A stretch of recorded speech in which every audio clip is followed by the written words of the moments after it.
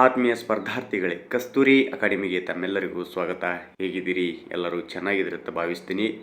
2026ಕ್ಕೆ ಸಂಬಂಧಪಟ್ಟಂತೆ ಇಂಧನ ಇಲಾಖೆಯಿಂದ ಮತ್ತೆ ಒಂದು ಹೊಸ ನೋಟಿಫಿಕೇಶನ್ ಬಿಡುಗಡೆಯಾಗಿದೆ. ಆ ಒಂದು ನೋಟಿಫಿಕೇಶನನ್ನು ಕುರಿತು ನಾವು ಇವತ್ತಿನ ಒಂದು ವಿಡಿಯೋದಲ್ಲಿ ಸಂಪೂರ್ಣವಾಗಿ ಮಾಹಿತಿಯನ್ನು ನೋಡ್ತಾ ಹೋಗೋಣ. ಹೊಸಬರು ಇದುವರೆಗೆ ನಮ್ಮ ಚಾನಲ್ಗೆ ಯಾರು ಸಬ್ಸ್ಕ್ರೈಬ್ ಮಾಡಿಲ್ಲ, ಪ್ಲೀಸ್ ಹೋಗಿ ಸಬ್ಸ್ಕ್ರೈಬ್ ಮಾಡ್ಕೊಳ್ಳಿ. ಹಾಗೆ ಪಕ್ಕದಲ್ಲಿರೋ ಬೆಲ್ ಐಕನ್ನು ಕೂಡ ನೀವು ಕ್ಲಿಕ್ ಮಾಡ್ಕೊಳ್ಳಿ. ಬೆಲ್ ಐಕನ್ ಕ್ಲಿಕ್ ಮಾಡ್ಕೊಳ್ಳೋದರಿಂದ ನಾನು ಹಾಕ್ತಕ್ಕಂಥ ಹಲವಾರು ವಿಡಿಯೋಗಳ ನೋಟಿಫಿಕೇಷನ್ಗಳು ಬಂದು ನಿಮಗೆ ತಲುಪುತ್ತವೆ. ಜೊತೆಗೆ ಡಿಸ್ಕ್ರಿಪ್ಷನಲ್ಲಿ ಕೊಟ್ಟಂಥ ವಾಟ್ಸಪ್ ಮತ್ತು ಟೆಲಿಗ್ರಾಮ್ ಲಿಂಕಿಗೆ ಕೂಡ ನೀವು ಜಾಯ್ನ್ ಆಗ್ಬೋದು. ಅಲ್ಲಿನೂ ಕೂಡ ನಾನು ಲಿಂಕನ್ನು ಶೇರ್ ಮಾಡ್ತೀನಿ ಅಂತ ಹೇಳ್ತಾ, ಬನ್ನಿ ಈ ಒಂದು ಇಂಧನ ಇಲಾಖೆಯಿಂದ ಬಿಡುಗಡೆ ಆದಂಥ ಒಂದು ಮಾಹಿತಿಯನ್ನು ನಾವು ಇವತ್ತಿನ ಒಂದು ವಿಡಿಯೋದಲ್ಲಿ ಸಂಪೂರ್ಣವಾಗಿ ನೋಡ್ತಾ ಹೋಗೋಣ. ಇಲ್ಲಿ ಮೊದಲಿಗೆ ನೀವು ನೋಡ್ತಾ ಇರಬಹುದು ಈ ಒಂದು ನೋಟಿಫಿಕೇಶನ್ ಕರ್ನಾಟಕ ವಿಧಾನ ಪರಿಷತ್ತಿನಿಂದ ಮಾನ್ಯ ಇಂಧನ ಸಚಿವರು ಈ ಒಂದು ನೋಟಿಫಿಕೇಶನಲ್ಲಿ ಪ್ರತಿಯೊಂದನ್ನು ಅವರು ಹೇಳ್ತಾ ಹೋಗಿದ್ದಾರೆ. 2026ಕ್ಕೆ ಸಂಬಂಧಪಟ್ಟಂತೆ ಯಾವ್ಯಾವ ಇಲಾಖೆಗಳಲ್ಲಿ ಎಷ್ಟೆಷ್ಟು ಹುದ್ದೆಗಳಿದ್ದಾವೆ, ಹಾಗೆ ಹೆಂಗೆ ಈ ಒಂದು ಹುದ್ದೆಗಳಿಗೆ ತುಂಬ್ಕೋಬೇಕು ಅನ್ನೋದು ಕೂಡ ಅವರು ಸಂಪೂರ್ಣವಾಗಿ ಮಾಹಿತಿಯನ್ನು ಕೊಟ್ಟಿದ್ದಾರೆ. ಇಲ್ಲಿ ಪ್ರಶ್ನೆ ಮತ್ತು ಇಲ್ಲಿ ಉತ್ತರ ಅಂತ ಇದೆ, 2 ಕಾಲಂಗಳಲ್ಲಿ. ಇಲ್ಲಿ ಪ್ರಶ್ನೆ ಅಂತಿದ್ದಲ್ಲಿ, ರಾಜ್ಯದ ಇಂಧನ ಇಲಾಖೆಯಲ್ಲಿ ಸಿಬ್ಬಂದಿಗಳ ಕೊರತೆ ಇರುವುದು ಸರ್ಕಾರದ ಗಮನಕ್ಕೆ ಬಂದಿದೆ ಅಂಥೇಳಿ ಈ ಒಂದು ಪ್ರಶ್ನೆಗಳನ್ನು ಇಲ್ಲಿ ಮಾಡಿದ್ದಾರೆ. ಆದರೆ ಇದಕ್ಕೆ ಉತ್ತರ ಸಂಬಂಧಪಟ್ಟಂತೆ ಇಂಧನ ಇಲಾಖೆ ಅಂತಂದರೆ ಯಾವ್ಯಾವ ಬರ್ತಾವು ಅನ್ನೋದು ಕೂಡ ಇಲ್ಲಿ ಅವರು ಕೊಟ್ಟಿರ್ತಾರೆ. ರಾಜ್ಯದ ಇಂಧನ ಇಲಾಖೆಯಡಿ ಈ ಕೆಳಕಂಡ ನಿಗಮಗಳು ಬರುತ್ತವೆ, ಅವು ಯಾವ್ಯಾವ ಅನ್ನೋದು ಕೂಡ ಇಲ್ಲಿ ಪ್ರತಿಯೊಂದನ್ನು ಹೇಳ್ತಾ ಹೋಗಿದ್ದಾರೆ. ಮೊದಲಿಗೆ ಕರ್ನಾಟಕ ವಿದ್ಯುತ್ ಪ್ರಸರಣ ನಿಗಮ ನಿಯಮಿತ ಅಂತೇಳಿ ಕೊಟ್ಟಿದ್ದಾರೆ. ಎರಡನೆಯದು ಕರ್ನಾಟಕ ವಿದ್ಯುತ್ ನಿಗಮ ನಿಯಮಿತ ಅಂತೇಳಿ ಕೊಟ್ಟಿದ್ದಾರೆ. ಮೂರನೆಯದು ಬೆಂಗಳೂರು ವಿದ್ಯುತ್ ಸರಬರಾಜು ಕಂಪನಿ ಅಂತೇಳಿ ಕೊಟ್ಟಿದ್ದಾರೆ. ನಾಲ್ಕನೆಯದು ಮಂಗಳೂರು ವಿದ್ಯುತ್ ಸರಬರಾಜು ಕಂಪನಿ ಅಂತೇಳಿ. ಐದನೆಯದು ಹುಬ್ಬಳ್ಳಿ ವಿದ್ಯುತ್ ಸರಬರಾಜು ಕಂಪನಿ.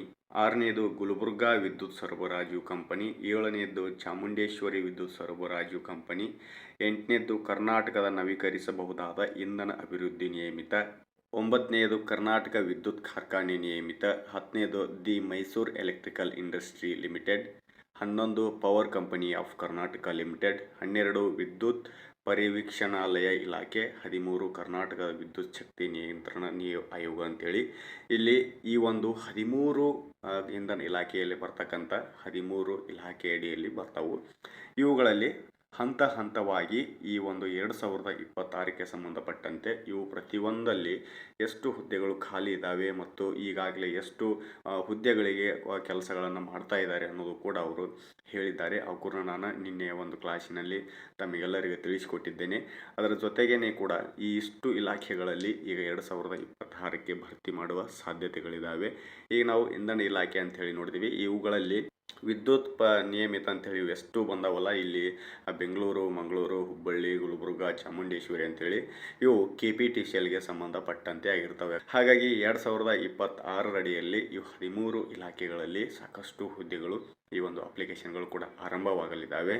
ಯಾರು ಇದುವರೆಗೆ ಇನ್ನೂ ಓದ್ತಾ ಇದ್ದೀರಿ ಮತ್ತು ಯಾರು ಈ ಒಂದು ಇಂಧನ ಇಲಾಖೆಯಲ್ಲಿ ಅಪ್ಲಿಕೇಶನನ್ನು ಹಾಕಲು ಬಯಸುತ್ತಿರಲ್ಲ, ಇವ್ರು ಕೆಲವು ವಿದ್ಯಾರ್ಥಿಗಳು ಕೇಳ್ತಾ ಇರ್ಬೋದು, ಸರ್ ಇದು ಏನು CET ಮುಖಾಂತರ ನಮ್ಮನ್ನು ಆಯ್ಕೆ ಮಾಡ್ಕೊತಾರೋ ಅಥವಾ ಈ ಒಂದು ನೇರ ನೇಮಕಾತಿ ಮುಖಾಂತರ ಆಯ್ಕೆ ಮಾಡ್ಕೋತಾರೆ ಅನ್ನೋದು ಕೂಡ ನೀವು ಕೇಳ್ಬೋದು.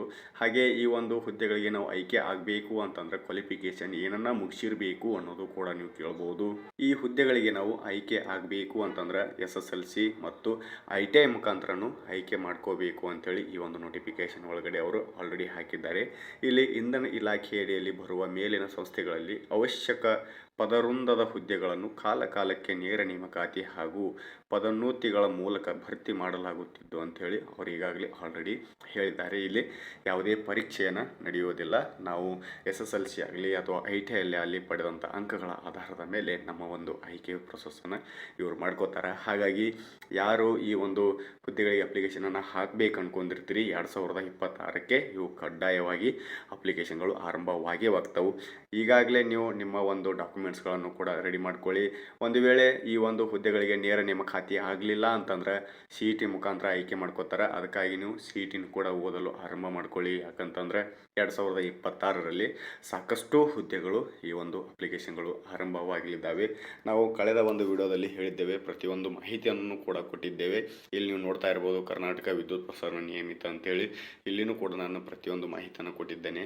ಮತ್ತು ಇಲ್ಲಿ FDA SDA ಅನ್ನು ಕೂಡ ಸಾಕಷ್ಟು ಹುದ್ದೆಗಳು ಬಿಡುಗಡೆ ಆಗಿದ್ದಾವೆ. ಈಗಾಗಲೇ ಅವರು ಮಂಜೂರಾಗಿರುವ ವಿವಿಧ ವೃಂದ ಹುದ್ದೆಗಳು ಅಂತೇಳಿ ಕೂಡ ಕೊಟ್ಟಿದ್ದಾರೆ. ಇಲ್ಲಿ ಇಂಧನ ಇಲಾಖೆಯಿಂದ ಯಾವ್ಯಾವ ಜಿಲ್ಲೆಗಳಿಗೆ ಎಷ್ಟೆಷ್ಟು ಹುದ್ದೆಗಳಿದ್ದಾವೆ, ಈ ಒಂದು ವಿದ್ಯುತ್ ಸರಬರಾಜು ಕಂಪನಿಗಳೇನು ಕೂಡ ಎಷ್ಟೆಷ್ಟು ಹುದ್ದೆಗಳಿದ್ದಾವೆ ಅನ್ನೋದು ಕೂಡ ಅವರು ಜಿಲ್ಲಾವಾರು ವಿಂಗಡಣೆ ಮಾಡಿಕೊಟ್ಟಿದ್ದಾರೆ. ನಾವು ಕೂಡ ಪ್ರತಿಯೊಂದನ್ನು ಹೇಳ್ತಾ ಹೋಗಿದ್ದೀನಿ. ಯಾರಿಗಾದರೂ ಈ ಒಂದು ಪಿ ಡಿ ಎಫ್ ಬೇಕಂತಂದರೆ ನೀವು ಕಮೆಂಟ್ ಮಾಡ್ಬೋದು, ಕಮೆಂಟ್ ಮುಖಾಂತರನೂ ನಮಗೆ ಕೇಳ್ಬೋದು ಪಿ ಡಿ ಎಫ್ ಅಂತೇಳಿ. ಇಲ್ಲಾಂದರೆ ಡಿಸ್ಕ್ರಿಪ್ಷನ್ನಲ್ಲಿ ನಾವು ವಾಟ್ಸಪ್ ಮತ್ತು ಟೆಲಿಗ್ರಾಮ್ ಲಿಂಕಿಗೂ ಕೂಡ ಕೊಟ್ಟಿರ್ತೀವಿ, ಅಲ್ಲಿನೂ ಕೂಡ ನಾವು ಆಲ್ರೆಡಿ ಪಿ ಡಿ ಎಫನ್ನು ಹಾಕಿದ್ದೀನಿ.